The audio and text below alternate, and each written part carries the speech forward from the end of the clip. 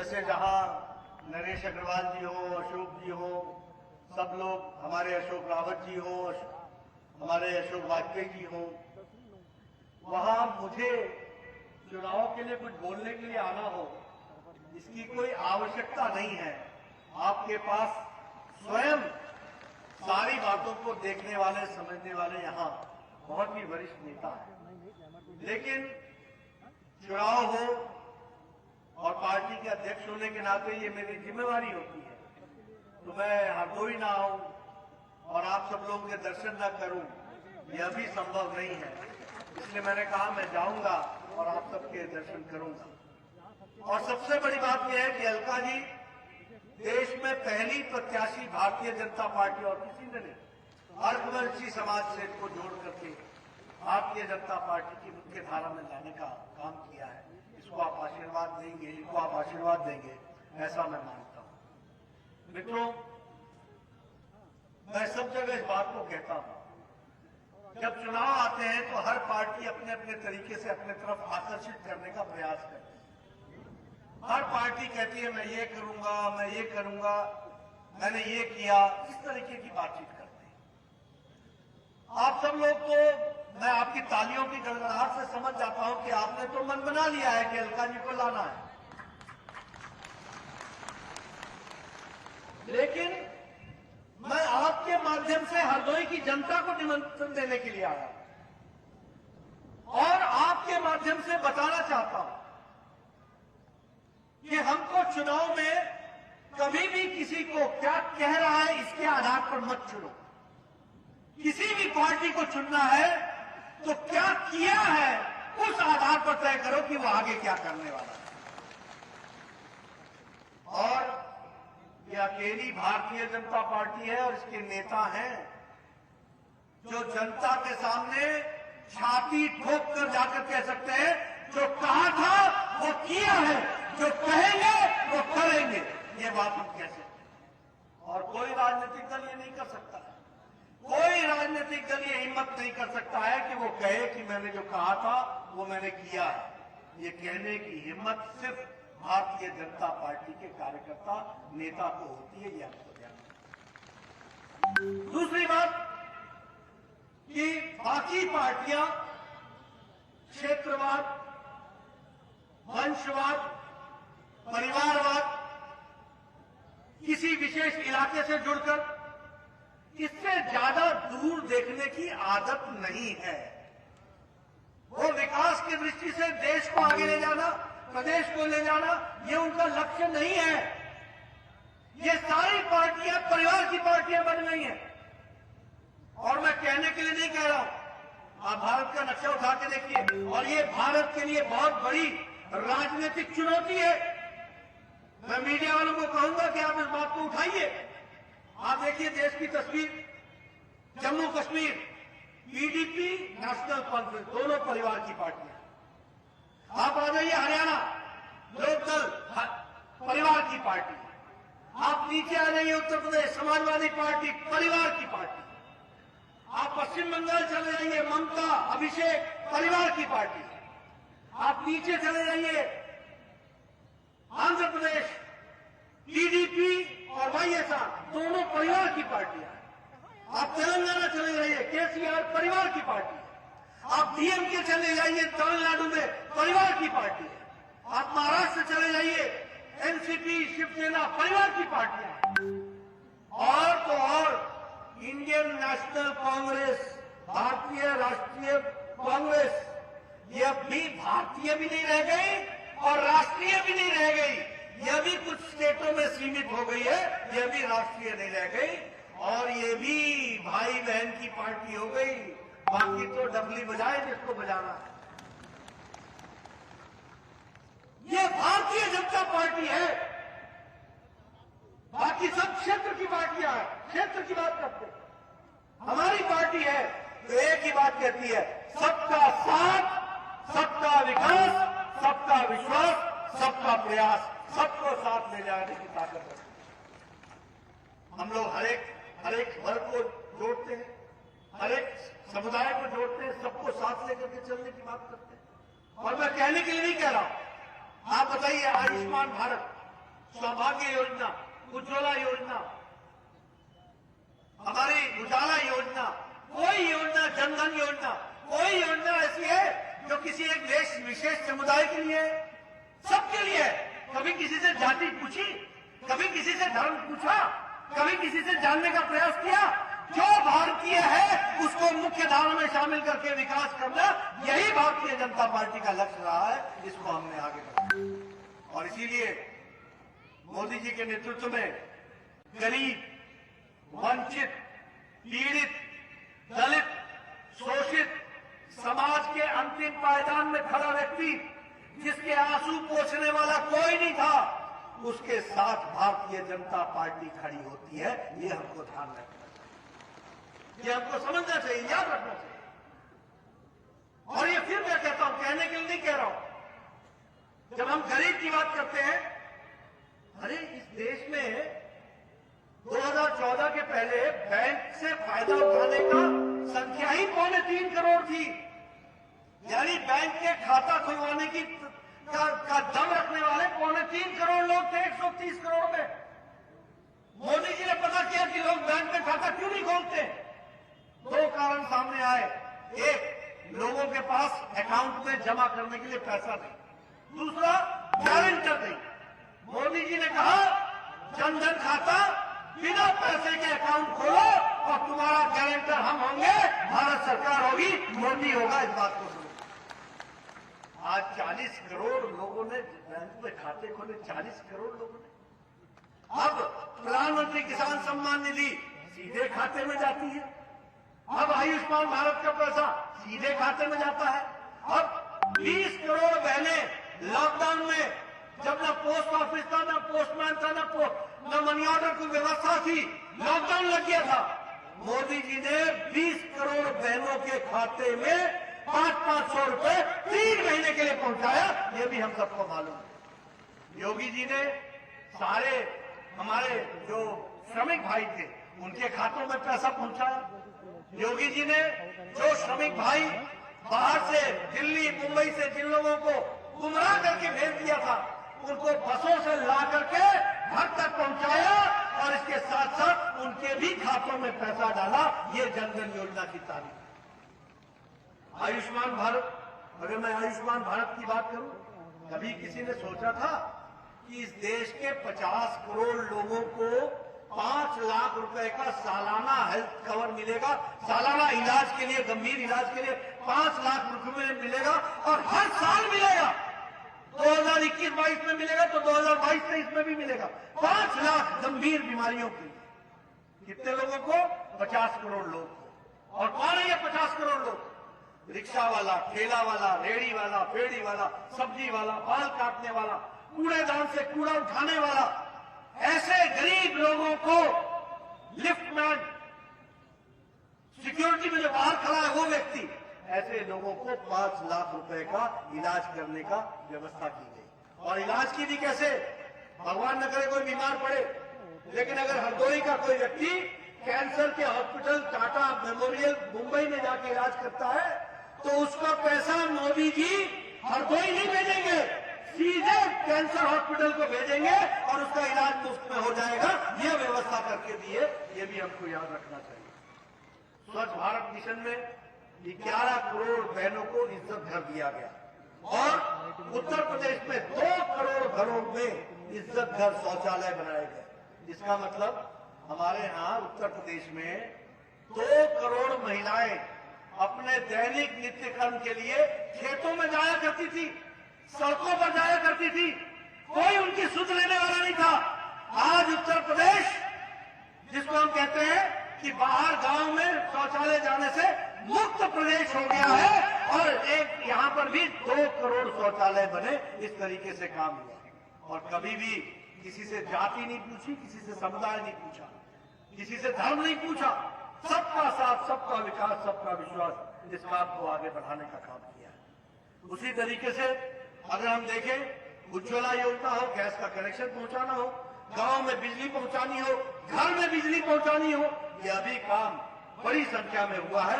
लगभग 1,56,000 घरों में बिजली पहुंचाई गई है उत्तर प्रदेश में। ये भी हम आपको बताना चाहते हैं। अगर विकास की दृष्टि से देखा जाए, चाहे वो All India Institute of Medical Sciences बनाना हो, फिर चाहे वो हमारे अन्य मेडिकल कॉलेजेस बनाने हो, फिर चाहे नई यूनिवर्सिटी बनानी हो, अटल यूनिवर्सिटी मेडिकल यूनिवर्सिटी बनानी हो, फिर चाहे आयुष का यूनिवर्सिटी बनानी हो, और फिर चाहे हरदोई का मेडिकल कॉलेज बनाना हो, ये भारतीय जनता पार्टी ने करके दिया है। ये भी मैं आपको बताना चाहता हूं। आप बताइए, कभी सोचा था कि मेडिकल कॉलेज की बिल्डिंग बन करके तैयार होगी? अशोक जी, आजकल वो बिल्डिंग तैयार हो गई है क्या? शुरू हो गई। अब आप देखिए, मोदी जी ने इस काम को किया। मैं स्वास्थ्य मंत्री होता था, मेरे जी आपको याद होगा, और उसका शिलान्यास करने भी मैं आया था। मुझे कितनी खुशी होगी कि बिल्डिंग शुरू भी हो गई। ये एक परिवर्तन हम देखने को मिल रहा है।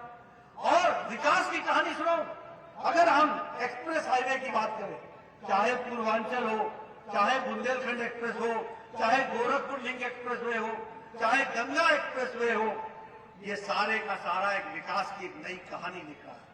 और मैं तो बहुत स्पष्ट शब्दों में कहता हूं, ये सड़कें नहीं है, ये सड़क के माध्यम से उत्तर प्रदेश की विकास की गंगा है। गंगा, ये विकास की गंगा है। और मुझे ये जो हमारा गंगा एक्सप्रेसवे है, ये तो हरदोई से यहीं से होकर के जाएगा, प्रयागराज तक जाएगा। आप देखिए इसका क्या अर्थ बनता है। एक एक्सप्रेसवे पकड़ो, दूसरा एक्सप्रेसवे पकड़ो, दिल्ली पहुंच जाओ, देहरादून पहुंच जाओ, इधर काशी पहुंच जाओ, उधर प्रयागराज पहुंच जाओ। उत्तर से लेकर के दक्षिण तक, पूर्व से लेकर पश्चिम तक पूरी व्यवस्था की गई है विकास के दृष्टि से। मुझे याद है, मैं पिछली बार जगह कह रहा था, बचपन में जब मैं आता था तो एक होता था GT road, grand trunk road. उस पर अगर एक ट्रक आ जाए तो गाड़ी नीचे चली जाती, और अगर गाड़ी ऊपर रह गई तो ट्रक नीचे चला गया तो ऊपर आता ही नहीं। ये जीटी रोड थी। आजकल उसको नेशनल हाईवे 91 शायद बोलते हैं, जीटी रोड। और वो 4 लेन हो रहा है, और 4 लेन का भी काम चल पड़ा है। इस दृष्टि से, विकास की दृष्टि से काम चल रहा है। मित्रों, ये जो परसों बजट आया है, परसों नहीं, पिछले हफ्ता जो बजट आया, निर्मला सीतारमण जी ने रखा है, इसमें 60 लाख लोगों को 1 साल के अंदर नौकरियां देने का प्रावधान किया गया है, प्रोडक्शन लिंक इंसेंटिव के तहत। ये भी हमको ध्यान रखना है। 20,000 करोड़ रुपए खर्च होंगे 25,000 किलोमीटर सड़क बनने की। उसी तरीके से लगभग 80 लाख घर 1 साल में तैयार होंगे, 48,000 करोड़ रुपए खर्च होगा। 3 करोड़ 80 लाख घरों को जल से जोड़ा जाएगा, नल से जोड़ा जाएगा, और इसमें 60,000 करोड़ रुपए खर्च होंगे। ये विकास की नई कहानी जा रही है। यह भी हम सबको ध्यान में रखना चाहिए।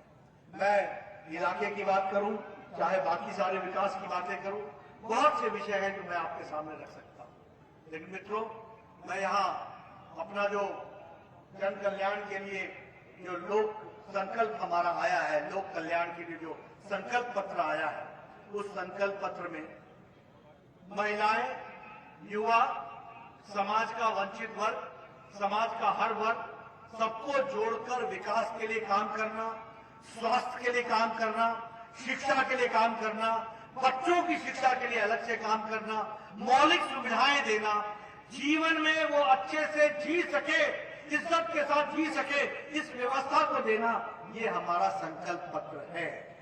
और इस संकल्प पत्र के साथ साथ गरीब आदमी को सस्ता राशन, सस्ता भोजन यह मिल सके, इसकी व्यवस्था है।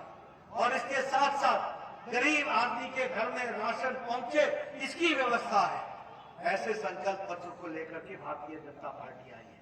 और सबसे बड़ी बात जो मैं आपके सामने कहूंगा, वो इरिगेशन के लिए फ्री इलेक्ट्रिसिटी और बाकी सारी चीजें किसानों के लिए तो है, लेकिन शांति बनाए रखने के लिए, गुंडा राज न आए, उसको पनपने न दिया जाए, उसके लिए, आतंकवादियों को इस धरती पर कोई पनाह न मिले, इसके लिए हम लोगों ने तय किया है कि एंटी टेररिस्ट कमांडो सेंटर ये खोला जाएगा। और ये खोला जाएगा देवबंद में, एंटी टेररिस्ट कमांडो सेंटर खोला जाएगा मेरठ में, रामपुर में, आजमगढ़ में, कानपुर में, बहराइच में। यानी हम भय मुक्त उत्तर प्रदेश, विकास उत्तर प्रदेश विकास के लिए और भय से मुक्ति, इस तरीके का उत्तर प्रदेश बनाने का संकल्प लेकर के चल रहे हैं। आप बताइए, अखिलेश जी के राज में माफिया राज था कि नहीं था? आप बताइए, गुंडा राज था कि नहीं था? आप बोलिए, माताएं बहनें असुरक्षित थी कि नहीं थी? आज सुरक्षित है कि नहीं है? उनको सुरक्षित रखना है कि नहीं रखना है? अगर रखना है तो अलका जी को आशीर्वाद देना है, कमल का निशान दबाना। मित्रों, एक नई कहानी विकास की दृष्टि से। एक समय में हर तरीके का गुंडा राज था। आजकल गुंडे राज के या गुंडागर्दी करने वाले लोग या तो जेल में है या फिर उत्तर प्रदेश से बाहर है। आजकल बेरोजगार है। और क्या कहते, 10 तारीख आने दो, 10 तारीख आने दो। मतलब रस्सी जल गई, बल नहीं गया, बल नहीं गया। वही इरादे, वही सोच, वही सोचने के धन, यही उनका तरीका है। मित्रों, यह चुनाव सिर्फ अलका जी का चुनाव नहीं है। मैं कहूंगा कि अलका जी के चुन करके आप उत्तर प्रदेश और शांडिल और हरदोई के विकास का रास्ता आप खोल रहे हैं और विकास के रास्ते को आप मजबूती दे रहे हैं। इस बात को आपको ध्यान रखना। मित्रों, विकास की कहानी तो बहुत सी मैं कह सकता हूं। और वैक्सीनेशन की बात ले लो। आप बताइए, जिस तरीके से आप चुनाव लड़ रहे हैं और आप बैठे हैं, इलेक्शन कमीशन के प्रोटोकॉल को भी हमने माना, सब कुछ किया। इस देश में, दुनिया में एक बार नहीं 3 बार कोरोना आ गया। पहला वेव, दूसरा वेव, तीसरा वेव। अमेरिका आज कोरोना से ग्रसित है। शक्तिशाली देश मुसीबत में है। यूरोप के सारे देश मुसीबत में हैं। लेकिन ये भारत है जिसको मोदी जी ने स्वदेशी टीका लगा करके देश को भय मुक्त किया और कोरोना से मुक्ति दिलाने का काम किया है। ये भी हमको ध्यान रखना। आपको जानकर खुशी होगी, उत्तर प्रदेश में 27 करोड़ से ज्यादा टीका लग चुका, पहला और दूसरा डोज मिलाकर।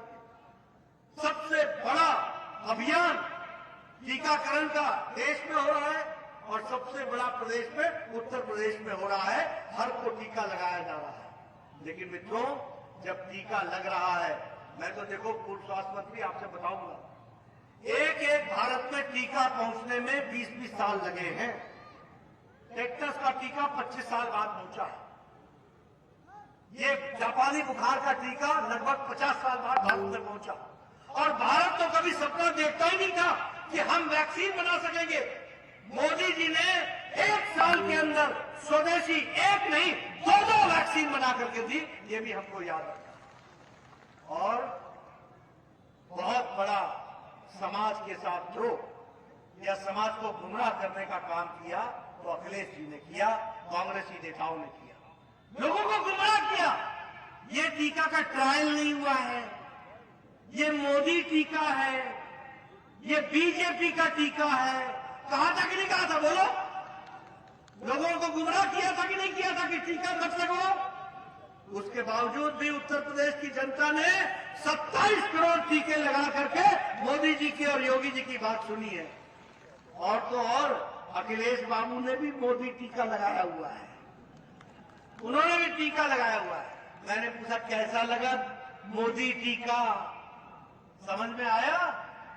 लेकिन मित्रों, ये लोग जनता को गुमराह करने का काम करते हैं। इनको हमको जवाब देना है, ये हमको ध्यान रखना है। मित्रों, आज मैं आया हूं तो आपके सामने चुनाव की राजनीति की दृष्टि से, राजनीतिक सोच से देश और प्रदेश के हित को अहित में बदलकर अपना राजनीतिक स्वार्थ सिद्ध करने वाले नेताओं के बारे में मैं कुछ कहने आया हूं। मित्रों, मैं 2 घटनाएं आपके सामने बताऊंगा और मैं चाहूंगा कि मीडिया के साथी दोनों घटनाओं को नोट कर लें और जब अखिलेश जी आए तो उनसे पूछें जरूर। पहली घटना, डेट से नोट करके कर लीजिएगा। 2007 के मई महीने में गोरखपुर में गोल घर में सीरियल बम ब्लास्ट हुआ था। बम ब्लास्ट हुआ था 2007 के मई में। यूपी पुलिस कुछ नहीं कर पाई, कोई पकड़ नहीं पाया। नेशनल इन्वेस्टिगेशन एजेंसी ने एक उस समय ये संगठन का नाम था, मैं आपको संगठन का नाम भी बताऊंगा, हरकत उल जिहाद अल इस्लामी।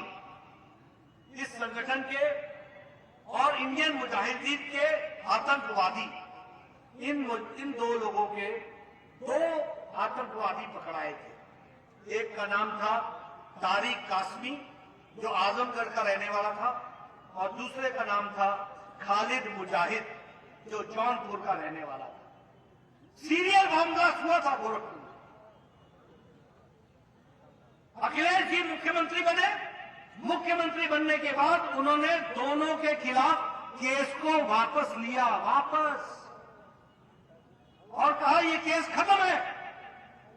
उत्तर प्रदेश के इलाहाबाद के हाई कोर्ट ने कहा आप केस वापस नहीं ले सकते हैं, ये भारत के कानून के तहत केस हुआ है, इस पर ट्रायल होगा, और ट्रायल होने के बाद तारिक कासमी को जेल में डाला गया, आजीवन कारावास डाला गया। ये आपको याद रखना।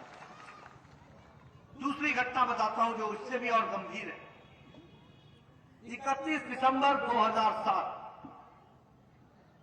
उत्तर प्रदेश के रामपुर के सीआरपीएफ के कैंप पर, सेंट्रल रिजर्व पुलिस फोर्स के कैंप पर आतंकवादियों ने हमला किया। AK-56 के असॉल्ट राइफल से हमला किया। 7 जवान शहीद हुए कैंप के अंदर, 7 जवान शहीद हुए। 7 माताओं की कोख सूनी हुई, 7 बहनें विधवा हुई, 7 परिवारों के बच्चे अनाथ हुए। यूपी पुलिस नहीं ढूंढ पाई। NIA ने नेपाल और भारत के बॉर्डर से एक शहाबुद्दीन नाम के व्यक्ति को पकड़ा, और वो शहाबुद्दीन का व्यक्ति लश्कर-ए-तौयबा का भारत का कमांडर चीफ निकला।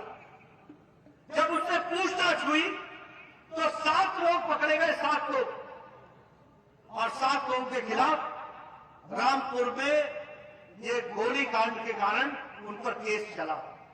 अखिलेश जी ने बतौर मुख्यमंत्री केस वापस लिया। नोट कर लीजिए मेरी बात, केस वापस लिया, और इलाहाबाद हाई कोर्ट ने फिर कहा आप मुख्यमंत्री बतौर केस वापस नहीं ले सकते हैं, केस चलेगा। 4 लोगों को सजाए मौत हुई और 3 लोगों को उम्र कैद हुआ, ये भी हमको याद है। लेकिन मैं पूछता हूं कि हम तो संविधान में शपथ लेते हैं, मैं ईश्वर की शपथ लेता हूं कि मैं संविधान की रक्षा करूंगा। आपने क्या शपथ ली थी कि मैं ईश्वर की शपथ लेता हूं कि मैं आतंकवादियों की रक्षा करूंगा? किसकी रक्षा कर रहे थे? और मित्रों, आप सब तो किसान हो, चावल के एक दाने से चावल की किस्म पहचान लेते हो। हम राजनीति में काम करने वाले लोग राजनीतिक हरकत से राजनीति की नीयत पहचान लेते हैं, ये मैं आपको बताना चाहता हूं। जो लोग रक्षक बनाए गए हों वो भक्षक बन जाए। क्या ऐसे लोगों को उत्तर प्रदेश देना है? क्या ऐसे लोगों को उत्तर प्रदेश देना है? मैं पीछे से सुनना चाहता हूं, ऐसे लोगों को उत्तर प्रदेश देना है क्या? मित्रों, यह चुनाव अलका जी का नहीं है, यह चुनाव हरदोई की शांति का चुनाव है। यह चुनाव हरदोई और शांति के विकास का चुनाव है। यह चुनाव उत्तर प्रदेश में अमन, चैन, शांति, बहनें भाई सब विकास कर सके, उसका चुनाव है। एक तरफ वो खड़े हैं जो कहते कुछ है और करते कुछ है, और एक तरफ वो खड़े हैं जिनकी सोच ईमानदार है, काम दमदार है और काम असरदार है। ये हमको ध्यान रखना। इसलिए मैं आपसे अपील करने आया हूं कि आप भारतीय जनता पार्टी के कमल के निशान पर अपना मत दे करके, यहां शायद 23 तारीख को है, 23 तारीख को मतदान होगा। आप सब लोगों का मत मुझे मिलने वाला है, पार्टी को मिलने वाला है, ये मैं आश्वस्त हूं, इसमें मुझे कोई शंका नहीं है। आप सब लोगों की तालियों की गड़गड़ाहट से मैं पहचान लेता हूं, लेकिन आपसे निवेदन करने आया हूं, घर में मत बैठिएगा, गांव-गांव जाइए, घर-घर जाइए, लोगों को संदेश दीजिए। ये चुनाव किसी व्यक्ति का चुनाव नहीं है, ये उत्तर प्रदेश के भाग्य को मजबूती प्रदान करने का चुनाव है। इसको हम आगे बढ़ाने के लिए आप मेरा संदेश जरूर पहुंचाइए। मेरी इच्छा थी कि मैं और आप लोगों के साथ गपशप करूं, लेकिन मैं देख रहा हूं जैसे जैसे सूरज ढल रहा है, थोड़ी ठंड आपको भी तकलीफ देने लगी है। तो मैं आपके बीच आपको ज्यादा कष्ट न देता हुआ, और मुझे बताया गया कि आप काफी लंबे समय से बैठे हैं, तो आपके इस धैर्य के लिए भी मैं आपका धन्यवाद करता हूं और आपसे अंत में निवेदन करना चाहता हूं कि आप भारतीय जनता पार्टी का समर्थन करें। बहुत बहुत धन्यवाद। जय भारत, जय उत्तर प्रदेश।